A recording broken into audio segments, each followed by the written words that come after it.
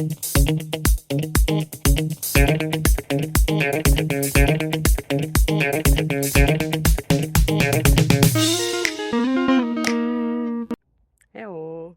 So today is sports day, so it's time to do something for us, for our body, and of course for our mind. So how about this next question?